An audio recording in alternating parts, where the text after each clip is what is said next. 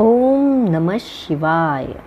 श्री शिवमहापुराण रुद्रसंहिता सतीखंड अध्याय 37. दक्षाचा वध, दक्ष यज्ञाचा विनाश. श्री गणेशाय नमः.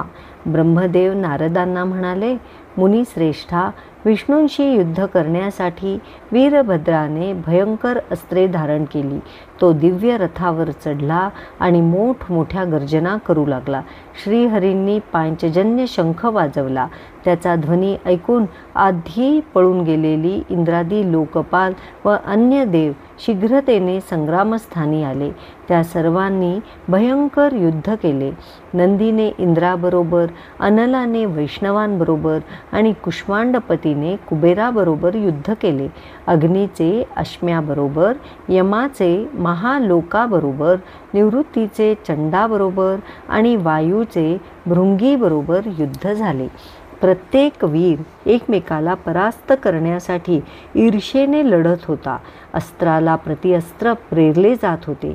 शस्त्रास्त्रांच्या आघातांनी कांठळ्या बसत होत्या. एकीकडे योगिनी आणि भैरवी यांनी देवांना मारून त्यांचे रक्त पिण्यास सुरुवात केली. कालीने देवगणांचा प्रचंड संहार चालवला. क्षेत्रपाल देवांना भक्षण करू लागला. विष्णूही युद्ध करत होते. त्यांची महातेजस्वी सुदर्शन चक्र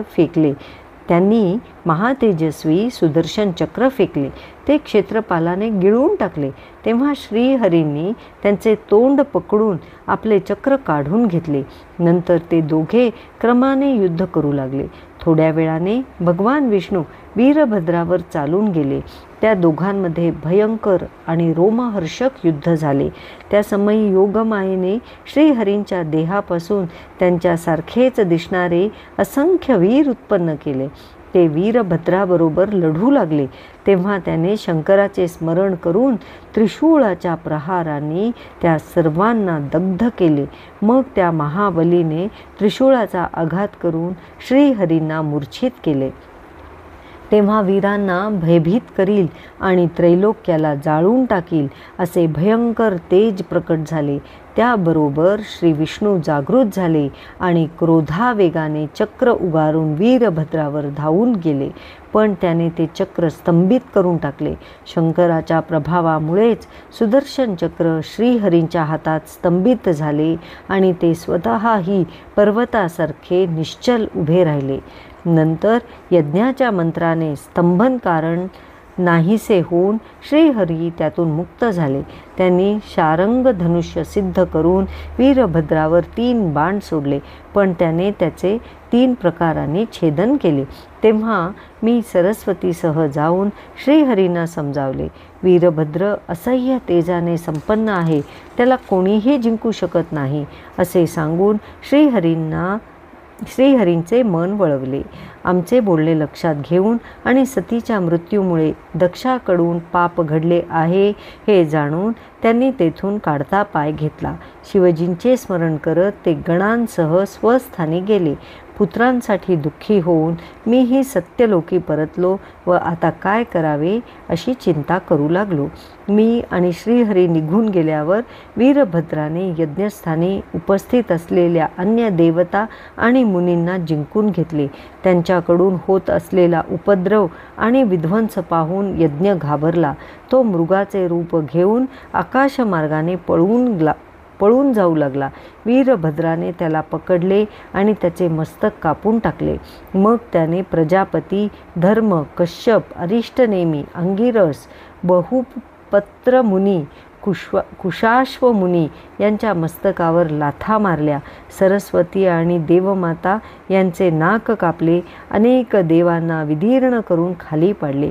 अशा प्रकारे यज्ञस्थानी उपस्थित असलेल्या सर्व मुख्य देवता आणि ऋषीमुनींना शासन करूनही त्याचा राग शांत झाला नाही. तो चवताळलेल्या सिंहाप्रमाणे चहूकडे पाहू लागला. इकडे मणिभद्राने भृगूंना खाली पाडले. त्यांच्या छातीवर पाय रोवून त्यांची दाढी उपटली. शिवजींना हसल्याबद्दल चंडाने पुषाचे सर्व दात पाडले. नंदीने भगाचे डोळे फोडले. स्वधा, स्वाहा, दक्षिणा, मंत्र, तंत्र आदी सर्वांना गणनायकाने विटंबित केले. संतप्त गणांनी यज्ञसामग्रीचा विध्वंस केला. भयभीत झालेला दक्ष आता लपला होता.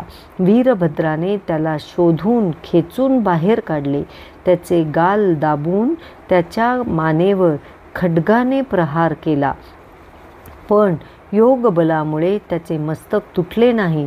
तो अस्त्रशस्त्रांनीही छेदले जाणार नाही हे लक्षात येताच वीरभद्राने त्याच्या छातीवर पाय ठेवून त्या जमिनीत धडपले.